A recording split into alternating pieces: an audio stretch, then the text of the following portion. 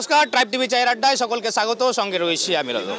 আমাদের চায়ের আড্ডা এই মুহূর্তে পৌঁছে গেছে বালুরঘাটের থানা মোড়ে। এই থানা মোড় এলাকায় অসংখ্য মানুষজন রয়েছে। এই চায়ের আড্ডায় কথা হবে আমাদের বর্তমান রাজনৈতিক পরিস্থিতি নিয়ে, কথা হবে আসন্ন লোকসভা নির্বাচন নিয়ে, কথা হবে উন্নয়ন অনুন্নয়ন নিয়ে। প্রথমেই শুরু করব আপনার এলাকাকে নিয়ে। আপনার এলাকায় উন্নয়নের ছোঁয়া কেমন? আমাদের যে সাংসদ ছিল বা আছে এখনো সুকান্ত মজুমদার, তার 5 বছরের কীর্তিতে আমরা একদম অভিভূত। তিনি এই 5 বছর ধরে আমাদের বালুরঘাট লোকসভার যে কাজ করেছেন, প্রচুরভাবে কাজ করেছেন। শুধু নয়, এখানে যে কাজ করেছেন তা নয়, যখন বিভিন্ন সময় কুমারগঞ্জের রাহান মণ্ডল কুয়েতে গিয়ে আটকা পড়ে গেলেন, সেখান থেকে তুলে নিয়ে এসে দিলেন, তার মার কোলে ফিরিয়ে দিলেন। তারপরে আমরা কি দেখলাম, নদিয়ার প্রচুর কয়েকটা ছেলে কাজ করতে গিয়েছিল বিদেশে, গিয়ে সেখানে আটকা পড়ে গিয়েছিল। তারপর সুকান্ত মজুমদারের কাছে যখন আসলো, সুকান্ত মজুমদার বিদেশমন্ত্রীর সাথে কথা বলে ওনাদেরকে উদ্ধার করে তার মায়ের কোলে ফিরিয়ে দিলেন। আমরা দেখলাম সুকান্ত মজুমদারের আরও অনেক কীর্তি। এখানে তপনের নিশ্চিন্তাক্রমে আরতি অধিকারী, তিনি দুরারোগ্য ব্যাধিতে ভোগ করছিলেন, তার চিকিৎসার জন্য সুকান্ত মজুমদারের কাছে অ্যাপ্লাই করলেন, প্রধানমন্ত্রীর দপ্তর থেকে 2,76,000 টাকায় তিনি এনে দিলেন। আজকে গোটা মানুষ এই বালুরঘাট লোকসভার কাজের জন্য বাইরে যেত, লাশ ফিরত। আজকে আমরা দেখছি কি, আজকে রামপুর স্টেশনে সেখানে রেক পয়েন্ট তৈরি হয়েছে কাজের জন্য। সেখানকার লোকেদেরকে বাইরে যেতে হয় না, যুবক ছেলেদেরকে, তারা এখানে কাজ পাচ্ছে। আজকে দেখুন, বন্দে ভারত ট্রেন চালু হতে চলেছে। আমরা শিয়ালদা স্টেশনে কোনোদিন আমরা বালুরঘাট কথাটা শব্দ শুনতে পারতাম না। আজকে আমরা বালুরঘাট শিয়ালদা স্টেশনে গেলে আমাদের বালুরঘাট কথাটা যখন উচ্চারিত হয়, যখন সেখানে অ্যানাউন্স হয় যে বালুরঘাট টু শিয়ালদা ট্রেন ছাড়বে 9 নম্বর প্ল্যাটফর্ম থেকে, তখন যখন ওই শিয়ালদা স্টেশনে এই কথাটা উচ্চারণ হয় বালুরঘাটে, তখন আমার বালুরঘাটের ছেলে হিসাবে বুকটা বেড়ে ওঠে, যাক না আমাদের সুকান্তদা গোটা পশ্চিমবঙ্গে বালুরঘাটকে পরিচয় করে দিল। আজকে সাংসদ হিসাবে সুকান্তদা 2বার করে সাংসদ রত্ন পেলেন। গোটা ভারতবর্ষের লোক এখন সুকান্তদাকে চেনে এবং গোটা বালুরঘাটকে গোটা ভারতবর্ষের লোক চেনে। প্রচুর পরিমাণে উন্নয়ন হয়েছে প্রান্তিক একটি শহর বালুরঘাট। এই বালুরঘাট উন্নয়নের জোয়ারে ভাসছে, কিন্তু কিছু কিছু জায়গায় নাকি রাজ্য সরকার আটকে দিচ্ছে উন্নয়ন। রাজ্য সরকার যে আটকাচ্ছে সে তো সকলেই জানেন, কারণ এই গণতান্ত্রিক পদ্ধতিতে এই যে রাজ্য সরকারের উপরে অনেকটাই নির্ভর করে সব কিছু। এমপি চাইলেও ইচ্ছে মতন কোনো টাকা স্যাংশন কোনো কাজ করতে পারেন না, সেটা নির্ভর করে রাজ্য সরকারের প্রতিনিধি ডিএমের উপরে। আপনারা জানেন আমাদের এমপি, তার একটা দত্তক নেওয়া গ্রাম আছে, চকরাম প্রসাদ গ্রাম, সেইখানে 50 লক্ষ টাকা দিয়ে রাস্তার উন্নয়নের জন্য ব্যবস্থা করা হয়েছে। প্রায় 6 মাস হয়ে গেল, এখনও পর্যন্ত সেইটার টেন্ডার হয়নি, সেটার কাজ শুরু করতে পারেনি। অনেক হইচয়ের পর এখন বলা হচ্ছে যে টেন্ডারের প্রক্রিয়া চলছে। এরকম একটা উদাহরণ বললাম আমি মাত্র। আপনাদের এটা জানা দরকার যে কোনো এমপি হোক বা কেন্দ্রীয় মন্ত্রী হোক বা কেন্দ্রীয় সরকার হোক, রাজ্য সরকার যদি সহযোগিতা না করে, কেন্দ্র চাইলেও সব কাজ করতে পারে না। আর রাজ্য সরকার যদি মনে করে সব জায়গাতেই দুর্নীতি করব, তাহলে সেখানে আটকানোর ক্ষমতা প্রশাসনের, কিন্তু সেই প্রশাসন তাদের হয়ে কাজ করে। আমি আরও একটা প্রশ্ন জিজ্ঞাসা করতে চাই, যে বর্তমান রাজনৈতিক পরিস্থিতি কোন কিনারায় দাঁড়িয়ে পশ্চিমবঙ্গে? দেখুন, এই মুহূর্তে পশ্চিমবাংলার রাজনীতির কেন্দ্রবিন্দু সন্দেশখালী, সবাই আমরা জানি। দীর্ঘদিন ধরে আমরা যে কথাগুলো বারংবার রাজনৈতিক প্ল্যাটফর্ম থেকে বলবার চেষ্টা করেছি, পশ্চিমবঙ্গ সন্ত্রাসবাদীদের হাতে, পশ্চিমবঙ্গ মাফিয়া চক্রের হাতে, এখানে সরকার মাফিয়াদের সহযোগী সরকার, এখানে যত রকমের দুর্নীতি, চুরি চামারি, কেন্দ্রীয় প্রকল্প থেকে টাকা নয়-ছয় থেকে শুরু করে সব কিছু। আজকে সন্দেশখালী একটা মাইলস্টোন হিসেবে আমাদের সামনে উঠে এলো বটে, কিন্তু এই সন্দেশখালী শুধু একটা সন্দেশখালী নয়, সারা পশ্চিমবাংলায় ধীরে ধীরে ধীরে ধীরে যদি অনুসন্ধান করা হয়, তাহলে এরকম সন্দেশখালী কয়েকশো পাওয়া যাবে। যেহেতু প্রশ্ন উঠেছে যে এতদিন কেউ কেন কিছু বলেনি, ইনক্লুডিং মিডিয়া, কাকে বলতেই দেওয়া হচ্ছে না, তো যেতে দেওয়া হচ্ছে না সেখানকার ভেতরের খবরাখবর। আজকে যেহেতু মিডিয়া একটা বিশেষ পরিস্থিতিতে, সেখানকার মায়েরা বোনেরা একজোট হয়ে দেওয়ালে পিঠ থেকে যাওয়ার পর যখন দাঁড়িয়েছেন, তখন আজকে ব্যাপারটা হাইলাইট হয়েছে। এবং আপনি বলছেন যে এই মুহূর্তে একটা মাইলস্টোনের সাথে সন্দেশখালী রয়েছে, আপনি বলছেন গুন্ডা মাফিয়াদের হাতে রয়েছে আমাদের পুরো রাজ্যের সরকার। মানুষ কি তাহলে সত্যি এগুলো বুঝতে পারছে না? সব বুঝতে পারছে, কিন্তু কি করে কি করবে? আপনি প্রতিবাদ করতে গেলে প্রথমেই প্রশাসন আপনাকে তুলে নিয়ে চলে যাবে, গাঁজার কেস দেবে। আপনারা জানেন বীরভূমের মতো জেলাতে 700 মানুষের উপরে গাঁজার কেস হয়েছিল। তা সত্ত্বেও তো নির্বাচনে আমরা তো দেখলাম যে তৃতীয়বারের জন্য নির্বাচিত হলো। নির্বাচন দিয়ে যদি সমাজ বিশ্লেষণ হয় তাহলে তো আমাদের ধরে নিতে হবে হিটলার সারা জীবন থাকতেন, তাহলে ধরে নিতে হবে পৃথিবীর যত বড় বড় এই রকম সরকার বা প্রশাসন বা প্রধানরা তারা আজীবন থাকতেন। যদি ধরে নিতে হয় তাহলে ইন্দিরা গান্ধী সারা জীবন থাকতেন ভারতবর্ষের প্রধানমন্ত্রী। এটা তো হয় না। নির্বাচনের অনেকগুলো অ্যাঙ্গেল থাকে, তার মধ্যে সবচেয়ে বড় অ্যাঙ্গেলের কথাটা বলি, গত পঞ্চায়েত নির্বাচন। আমাদের বলবার চাইতে আপনারা আরও ভালো জানেন যে গত পঞ্চায়েত নির্বাচনের নামে যে প্রহসন হয়েছে, কোনো পঞ্চায়েত নির্বাচন হয়নি। নির্বাচনের নামে ডিএম, এসডিও, বিডিও থেকে শুরু করে এসপি সমস্ত প্রশাসন বিরোধীদের বিরুদ্ধে সরকারি দলের পক্ষে জালিয়াতি, জোচ্চুরি, রাহাজানি, মারপিট করা, যা কিছু করণীয় করে তাদেরকে সার্টিফিকেট দিয়ে দিয়েছে। এ তো প্রমাণিত। আজকে শেখ শাহজাহানের বাড়িতে সার্টিফিকেট পাওয়া যাচ্ছে, এ তো প্রমাণিত। জোর করে পঞ্চায়েত। আর এই রকমই নির্বাচন কম বেশি প্রত্যেকটাতেই হয়। এবারে আপনারা আমাকে প্রশ্ন করবেন কেন্দ্রীয় বাহিনী তাহলে কি করে এ সম্পর্কে। হ্যাঁ, না আমি বলি আপনাকে, কেন্দ্রীয় বাহিনী পঞ্চায়েত নির্বাচন, বিধানসভা নির্বাচন, লোকসভা নির্বাচনও থাকে। কিন্তু আপনাদের এই সঙ্গে সঙ্গে এটাও মনে রাখতে হবে, কেন্দ্রীয় বাহিনী নিজের ইচ্ছে মতো কোনো জায়গায় যা খুশি করতে পারে না, যতক্ষণ পর্যন্ত রাষ্ট্রপতি শাসন না হয়। এই সরকারের অধীনস্থ এসপি, ডিএম, এসডিও, বিডিওদের দ্বারা সেই বাহিনী পরিচালিত হয়। ধরুন প্রত্যন্ত একটা গ্রামে কোনো ঘটনা ঘটেছে, আপনার এসপি বা সেই সংশ্লিষ্ট আধিকারিক যদি কেন্দ্রীয় বাহিনীকে সেখানে ডিপ্লয় করার ইচ্ছে না থাকে, তাহলে কেন্দ্রীয় বাহিনী যাবে কি করে সেখানে? মিসগাইড করে চলে যাচ্ছে, অন্য জায়গায় যেখানে গন্ডগোল হচ্ছে সেখানে না নিয়ে গিয়ে অন্য জায়গায় নিয়ে যাচ্ছে। সুতরাং সবসময় যে কেন্দ্রীয় বাহিনী থাকলেই সব কিছু হয়ে যাবে এটাও বলার নয়। তবে কেন্দ্রীয় বাহিনী থাকলে সাধারণ মানুষ একটু আশ্বস্ত হয়, কিন্তু সেই আশ্বস্ততা তো তারও একটা লিমিটেশন আছে, অবশ্যই কেন্দ্রীয় বাহিনী থাকলে যে সুষ্ঠুভাবে নির্বাচন হবে তা নয়, যদি সেখানে সহযোগিতা না করা হয়, যদি তাদেরকে সঠিকভাবে পরিচালিত না করা হয়। আমি আবার জানতে চাইব, বর্তমানে আমরা যে জায়গায় দাঁড়িয়ে রয়েছি এই মুহূর্তে, বেকার সমস্যা একটা বিশাল সমস্যা। আপনারও কি মনে হয় পশ্চিমবঙ্গে বেকার সমস্যা দিন দিন বাড়ছে? অবশ্য পশ্চিমবাংলা না, দেখতে গেলে আমার অভিভাবক বন্ধুরা বললেন, আমার থেকে অনেকের সাথে সবাইকে নমস্কার। কিন্তু যদি বলা যায় পশ্চিমবাংলার বুকে এই মুহূর্তে বেকার সমস্যা, উন্নয়নের কথা এলো, কিন্তু তারপর দিকে যদি দেখা যায় যে পশ্চিমবাংলার বুকে থেকে শুরু করে বিভিন্ন আমাদের প্রত্যেকটি রাজ্যের বিভিন্ন জেলায়, আমাদের এই জেলাতেও পরিযায়ী শ্রমিকের সংখ্যা বাড়ছে। যদি রেল স্টেশনগুলোতে যাওয়া যায়, দাঁড়িয়ে থাকা যায়, তাহলে দেখা যাবে শয়ে শয়ে রেল প্ল্যাটফর্মগুলো থেকে পরিযায়ী শ্রমিকরা তারা বাইরে যাচ্ছে, নিজ জেলা থেকে কাজ নেই। কাজ কোথায় তাহলে? একদিকে অপরদিকে আমরা দেখলাম নিয়োগ সংক্রান্ত নিয়ে দুর্নীতি, যেখানে কিছু শাসক দলের বড় বড় নেতা মন্ত্রীদের নাম জড়িয়েছে, কেউ জেলে কেউ জেলের বাইরে। কিন্তু বড় কথা তদন্তটা কোথায়? তদন্ত সঠিকভাবে তো হচ্ছে না। আমরা মাঝে মধ্যে দেখছি ইডি, সিবিআইয়ের নামে একটা বিশালভাবে তারা আসছে, কিন্তু সেই সঠিকভাবে তদন্ত এত বছর ধরে হয়ে গেল।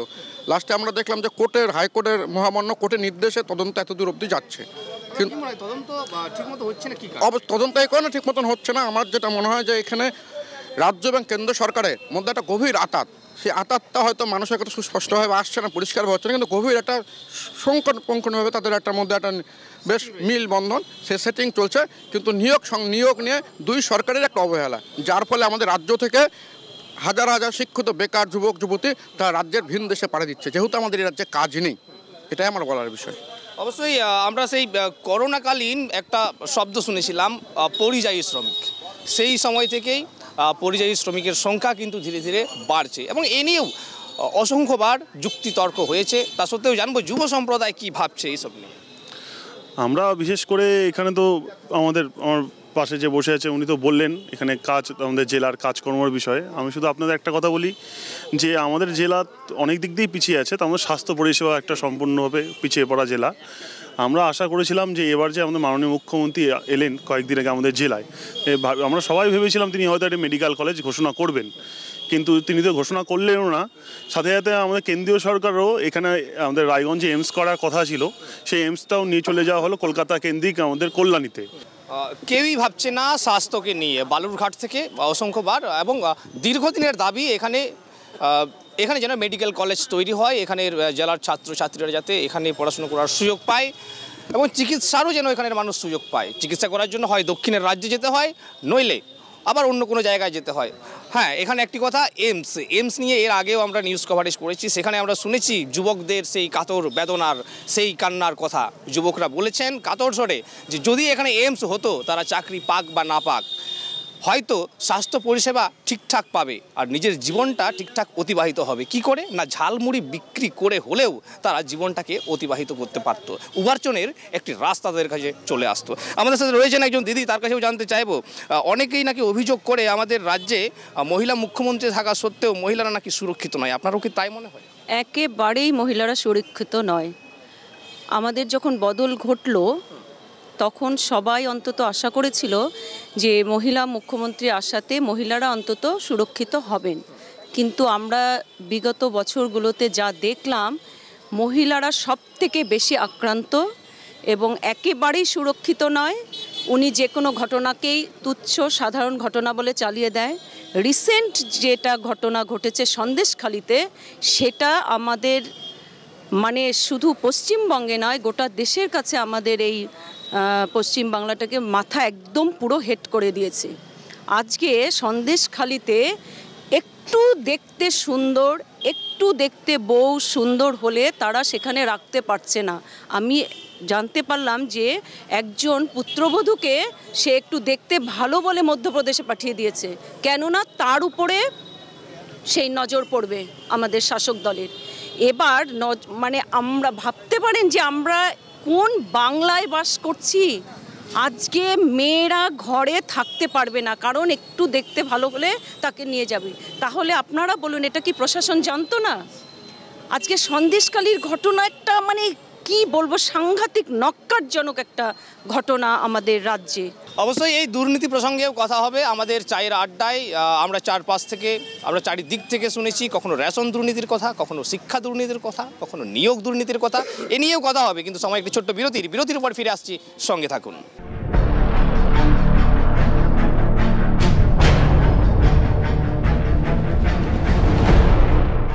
ফিরে এলাম বিরতির পর। আমাদের চায়ের আড্ডায় কথা হচ্ছে, প্রশ্ন উঠছে এখান থেকে, কিন্তু তার উত্তর কবে পাওয়া যাবে? কিন্তু তা সত্ত্বেও একটা মনে সবসময় প্রশ্ন চলেই আসে যে এত কিছু হচ্ছে, এত দুর্নীতির অভিযোগ চারিদিক থেকে, তা সত্ত্বেও মানুষজন কেন আবার এই সরকারকেই বারবার নির্বাচিত করছে? কি মনে হয়? সবার আগে বলি, এই সরকারকে নির্বাচন কি হচ্ছে? এটা একটা বিরাট প্রশ্ন। সবার আগে এই প্রশ্নটার উত্তর দিতে হবে যে নির্বাচিত যে হচ্ছে, নির্বাচনটা কি সঠিক উপায়ে হচ্ছে? একদমই আমাদের কাছে সেটা মনে হয় না। যদি নির্বাচন সঠিকভাবে হয় তাহলে অনেক কিছুর বদল ঘটবে বলে আমাদের আশা। সঠিকভাবে যদি নির্বাচন হয়, বদল আসবে, বদল ঘটবে। আসন্ন লোকসভা নির্বাচনে আমরা চাইবো যেন সঠিকভাবে সেই নির্বাচনটা হয়। আমি জানতে চাইবো, শাসক দল এই মুহূর্তে বলছে ইডি সিবিআইয়ের অতি সক্রিয়তা লোকসভা নির্বাচন রয়েছে বলেই শাসক দলের নেতা মন্ত্রীদের হেনস্থা করার জন্য। আসলে ইডি সিবিআইকে তো শাসক দল যেটা বলেছে, ইডি সিবিআই যখন বিজেপি বিপদে পড়ছে তখন ইডি সিবিআই বেশি সক্রিয় হচ্ছে, আবার যখন আবার তৃণমূল খুব বেশি বিপদে পড়ে যাচ্ছে তখন ইডি সিবিআই নিষ্ক্রিয় হচ্ছে। এরা চিরাচরিত প্রথা। নাহলে এখনও নারদা সমস্ত কেসের সিবিআই তদন্ত হলো, কোনো কিছুরই ফয়সালা হলো না। শুভেন্দু অধিকারী যেখানে নিজে টাকা নিতে দেখা গেল, তিনি আবার বিজেপির নেতা হয়ে বসে আছেন। আবার বিজেপির সমস্ত অফিসিয়াল ওয়েবসাইট থেকে সমস্ত ভিডিও ফুটেজ তখন দেখানো হয়েছিল শুভেন্দু অধিকারী টাকা নেওয়ার, এখন সব ডিলিট হয়ে গেছে। এই খেলাটা মানুষ বুঝে গেছে। দিনের আলোর মতো পরিষ্কার বিজেপি আর তৃণমূলের মধ্যে যে বড় আতাত আছে সেটা বাংলার মানুষ জানিয়ে গেছে। সামনের নির্বাচনে সেটার প্রভাব পড়বে। অবশ্যই তার প্রভাব কতটা পড়বে সেটা নিয়েও আমাদের অপেক্ষা করতে হবে। কিন্তু তা সত্ত্বেও আমি জানতে চাইবো এই মুহূর্তে বিজেপি আর টিএমসি, তৃণমূল কংগ্রেস, অর্থাৎ কেন্দ্র আর রাজ্যের ভেতরে একটা সেটিং রয়েছে, আপনার কি তাই মনে হয়? এখন সেটিংয়ের গল্প আজকের নয়, এটা অনেক যুগ ধরেই আছে। যখন ইন্দিরা গান্ধী ছিলেন, কংগ্রেসের রাজীব গান্ধী ছিলেন, তখন বামফ্রন্টের সঙ্গে সেটিং ছিল, সেই গল্প ছিল। সেই গল্পের রেশ ধরে এখনও গল্প চলছে বাজারে, অসুবিধার কিছু নেই। প্রশ্নটা হচ্ছে শুভেন্দু অধিকারীকে নিয়ে খুব মাথা ব্যথা আমাদের অনেকের মধ্যে দেখা দিয়েছে, কিন্তু কেউ একবারও বলছি না যে যে কেসটাতে শুভেন্দু অধিকারীর নাম বলা হয়েছে তার সঙ্গে আরও 8 জন যুক্ত আছে, সেই 8 জনকে কেন আনা হচ্ছে না একসঙ্গে? এবং 3 বার কোর্টে মামলা হয়েছিল শুভেন্দু অধিকারীর এই বিষয়টাকে কেন্দ্র করে, সেই মামলাগুলো খারিজ হয়েছে। একটাই মাত্র কারণ যে শুধু একটা শুভেন্দু অধিকারী নয়, এরকম শুভেন্দু অধিকারীর সঙ্গে আরও অনেকেই ছিল, তাহলে সবাইকে একত্রিত করে মামলাটা স্টার্ট করা হোক, সেটা হচ্ছে না। সিবিআই, ইডি বিজেপির বিপদে পড়লে সক্রিয় বা এরা বিপদে পড়লে নিষ্ক্রিয়, এই তত্ত্ব যারা বলছেন তাদেরকে আরও কিছু পড়াশোনা করে জানতে হবে যে সিবিআই, ইডি বিজেপির কথা মতো করছে না, করছে কোর্টের কথা মতো, এবং যার জন্য কোর্টে তারা ধমকও খাচ্ছে বিভিন্ন কাজের ক্ষেত্রে। অবশ্যই, কিন্তু কোর্টকে বা হস্তক্ষেপ করতেই বা হচ্ছে কেন? আর যদি আপনারা বলেন যে না কোর্ট কাছারি দরকার নাই, বিজেপি এগুলো তদন্ত করবে, তাহলে এরা পশ্চিমবঙ্গের রাষ্ট্রপতি শাসন জারি করে দিন, সব সমাধান হয়ে যাবে। কেন্দ্রীয় সংস্থা যারা রয়েছে তারা যদি ঠিকঠাক তদন্ত করতেন তাহলে কি কোর্ট আমি আগের কথাতেই বলেছি, কেন্দ্রীয় তদন্তকারী সংস্থা যতই তদন্ত করার চেষ্টা করুক, লোকাল প্রশাসন যদি তার বিরোধিতা করে তাহলে পরে সেই তদন্তের গতি কখনোই দ্রুততর হতে পারবে না, এটা আমরা সকলেই জানি। আমার বাড়ির লোক যদি জয়চাঁদ হয়, আমার বাড়ির লোক যদি মির্জাফর হয়, তাহলে পরে সেখানে বিদেশি শত্রুর আক্রমণ ঘটবেই। এটা যেমন ঐতিহাসিক সত্য, তেমনি পশ্চিমবঙ্গের পুলিশ কি ভূমিকা পালন করছে সবাই আমরা জানি। পশ্চিমবঙ্গের মুখ্যমন্ত্রী সংবিধানের শপথ নিয়ে বিধানসভায় দাঁড়িয়ে শাহজাহানের সমর্থন করছে। কই, শাহজাহানকে তো অ্যারেস্ট করা হলো না এখনো পর্যন্ত পুলিশের পক্ষ থেকে। আপনারা ইডি সিবিআই করছে না, ঠিক আছে, আপনারা কি করেছেন এতদিন? আগে সেটার উত্তরটা দিন। পশ্চিমবঙ্গ সরকারের পুলিশের তো প্রয়োজন ছিল, তাদের তো দায়িত্ব ছিল, কর্তব্য ছিল, সরকারের পর কর্তব্য ছিল, নাগরিক সুরক্ষার কর্তব্য ছিল, মা বোনেদের সম্মান রক্ষার কর্তব্য ছিল, সেগুলো আপনারা করেননি কেন? অবশ্যই আমি এ নিয়েও আসবো, এ নিয়েও কথা হবে, কিন্তু তার আগে আরও একবার সেটিং আছে। সেটিং, এই কথাটা সম্পূর্ণ মিথ্যা। আপনাদেরকে উদাহরণ দিয়ে বুঝিয়ে দিতে চাই। দেখুন, গণতন্ত্র শাসন ব্যবস্থায় একজন শাসন করবে আর একজন বিরোধী থাকবে। এই যে 10 বছর যে বিরোধী বামফ্রন্ট ছিল, আপনারা কোনো দুর্নীতির কথা দেখতে পেরেছেন? এরা পুরো রকমভাবে সেটিং করেছে তৃণমূলের সাথে। সেই জন্য আমাদের বিরোধী দলনেতা শুভেন্দু অধিকারী হবার পর থেকে এই সরকারের দুর্নীতিগুলো সব সামনে এসেছেন। হ্যাঁ, 100 বার, না হলে এটা তো প্রমাণ করে আপনাকে দেখিয়ে দিচ্ছি যে যতদিন বিরোধী দলনেতা সিপিএমের ছিল তখন এই সরকারের দুর্নীতিগুলো সামনে আসেনি। শুভেন্দু অধিকারী বিরোধী দলনেতা, বিজেপির বিরোধী দলনেতা হওয়ার পর থেকে তো এই দুর্নীতিগুলো সরকার। বিরোধী দলনেতা শুভেন্দু অধিকারী নাকি বলছেন? হ্যাঁ, মানে বিরোধী দলনেতা বিজেপির হয়ে তো উনি, হ্যাঁ বিজেপির পক্ষ থেকে তো উনি বিরোধী দলনেতা, হ্যাঁ বিরোধী দলনেতা, এটাই বলতে যাচ্ছি আপনাদেরকে। হ্যাঁ, তাই শুভেন্দু অধিকারী বিরোধী দলনেতা হওয়ার পরে তো এই সরকারের দুর্নীতিগুলো সামনে আসলো, তার আগে তো সামনে আসেনি। কারণ কে না, সেটার কথাই বলছি না তো। ওনারা যে বলছেন যে বিজেপির সাথে সেটিং আছে, সিপিএমরা যে অভিযোগ করছে, তাহলে সিপিএমরা তো সরকারের বিরোধী দলনেতা ছিল, সিপিএমের বিরোধী দলনেতা ছিল জোট। তারা তো কোনোদিন এইসব দুর্নীতিগুলো, সরকার যে দুর্নীতি করছে সেটা আগে সরকারের বিরোধী দলনেতা যারা থাকবে তারা জানতে পারবে। সরকার এবং বিরোধী এর মধ্যে কারণ দুর্নীতি নিয়ে কিন্তু আমি যতদূর জানি কেস কিন্তু কোর্টে সিপিএমের পক্ষ থেকেই হয়েছে। না, সিপিএম ওটা তো ফিজ নিয়েছেন, বিকাশ ভট্টাচার্য তার পরিবর্তে করেছেন। কোর্টে যেটা হয়েছে সিপিএমের পক্ষ থেকে, সিপিএম পার্টি, হ্যাঁ ফিজ দিয়ে করেছে, এটা তো সেটা তো পরের ব্যাপার। উনি তো লয়ার হিসাবে কাজ করতেন, সিপিএম পার্টি হিসাবে তো কাজ করেননি, তাই না? এর আগে তো তিনি ওই সুবোধ সরকারের সাথে সিপিএম এর নেতার সাথে একসাথে রাস্তায় দাঁড়িয়ে গরুর মাংস খেয়েছেন। কিন্তু তো সেটিংটা তো তৃণমূলের সাথে, তৃণমূলের সাথে যে সিপিএম এর সেটিং, এটাই হ্যাঁ সব দিক থেকে সেটিং। তো বা মাংস, গরুর মাংস খেয়েছে সুবোধ সরকারের সাথে, মাংস খেয়েছে বলে সেটিং। আপনার আমি আসছি একটা কথা বলে দেই, আসছি। হ্যাঁ, একটা কথা মনে পড়লো, বাদ গেছে আপনাদের, বোধহয় এটা জ্ঞাতার্থে জানিয়ে দিই। 2017 সালে প্রথম ভারতীয় জনতা পার্টির পক্ষ থেকে প্রাইমারি টেট পরীক্ষার দুর্নীতির বিরুদ্ধে আন্দোলন হয়েছে। এবং সেটা দক্ষিণ দিনাজপুর জেলার ডিআই অফিস ঘেরাও হয়েছে। তাতে আমার 17 জন কার্যকর্তাকে লাঠির বাড়ি দিয়ে জেলে পোড়া হয়েছে। এই আন্দোলনটা প্রথম বিজেপি করেছে। চলুন, বিজেপির আন্দোলন বিজেপি করেছিল, আমি আসছি তার সেই প্রসঙ্গেও আসছি। সেটিং চলছে বিজেপি সিপিএম না টিএমসি সিপিএম না বিজেপি টিএমসি, সেটিংটা কার? এখন পশ্চিমবঙ্গে এখন সারা ভারতবর্ষে যে রাজনীতি, তাতে বামফ্রন্ট কংগ্রেসের যেরকম সেটিং চলছে, আর এইদিকে টিএমসি বিজেপির একটা গোপন আতা চলছে আমাদের মনে হয়। আর এই জন্য এখন সাধারণ পাবলিক বিকল্প কিছু সন্ধান খুঁজতেছে। যদি বিকল্প কোনো কিছু কেউ দিতে পারে, তাহলে মানুষ ধীরে ধীরে এদের দুজনকে দেখা শেষের দিকে, ভালোবাসার ভোট শেষ। এখন দুই দিক থেকেই দুজন প্রশাসনিক মারফতে যতটুকু ক্ষমতা ধরে রাখা যায় সেই চেষ্টাই চালাই যাচ্ছে। অবশ্যই বিকল্প যদি মানুষ পেয়ে যায়, আমি আসবো এখানে সেটিং তত্ত্বে আসবো। সিপিএমের সাথে তৃণমূলের সেটিং, সিপিএমের সঙ্গে তৃণমূলের সঙ্গে এটা কেউ মানে মানে মানে পাগলকে বললেও কেউ বিশ্বাস করবে না। মানুষ তো নিজের চোখে দেখে। আর উনি বললেন যে কোনো এখানে বিজেপি সবার আগে একটা আন্দোলন করেছিল 2017 সালে। বিজেপিও সবার আগে পার্টি অফিসে বসে শুভেন্দুর টাকা নেওয়ার ছবি দেখিয়েছিল, কিন্তু সবার আগে সেটা ডিলিটও করে দিয়েছে বিজেপি। উনি এই কথাটা বারবার করে বলছেন না। আমি বিজেপি শুভেন্দুর সঙ্গে আরও 7-8 জন যারা আছে সবাই ভিকটিম, কিন্তু শুভেন্দু ভিকটিম কি না উনি ওনার কাছে শুনবেন। এখন উনি উত্তর দিবেন যে না, ওটা কোর্টের ব্যাপার, কোর্ট দেখবে। তাহলে সমস্ত কিছুই কোর্টের ব্যাপার, তাহলে কোনো বিষয়ে আপনি ভার্ডিক্ট দিতে পারবেন না কোর্ট না বলা পর্যন্ত। তার জন্য শুভেন্দুর মতো যদি চোরকে যদি নিতে পারে, তাহলে আর বিজেপির এখান থেকে বিজেপির আর পতন ছাড়া আর কিছু হওয়ার মতো না। টিএমসির সঙ্গে আমরা কোনো ইন্ডিয়া জোট করিনি, আমরা কোনো জোটই করিনি টিএমসির সঙ্গে। একটা বড় প্ল্যাটফর্মে সেখানে যে কেউ আসতে পারে, কিন্তু আপনি দেখবেন পশ্চিমবঙ্গের নির্বাচনে দেখবেন কার সঙ্গে কার লড়াই হচ্ছে সেটা আপনি দেখতে পাবেন। অবশ্যই তা দেখব। 2017 সালে সবার আগে আপনারা আন্দোলন করেছিলেন, আবার শুভেন্দুর ভিডিও নাকি আগে দেখিয়েছিলেন, আর ডিলিটও আগে করে দিয়েছে। দেখুন, এই বিষয়টা বিজেপি বিরোধিতার জন্য বলতে হয়। রাজনীতিতে কার যাওয়া, কার আসা, কে কোন জায়গায় নেতা হওয়া, এর ইতিহাস বলতে গেলে পরে আরও দীর্ঘকালের সময়ের দরকার। প্রশ্নটা সেইখানে নয়, প্রশ্নটা সেটিং কোথায়।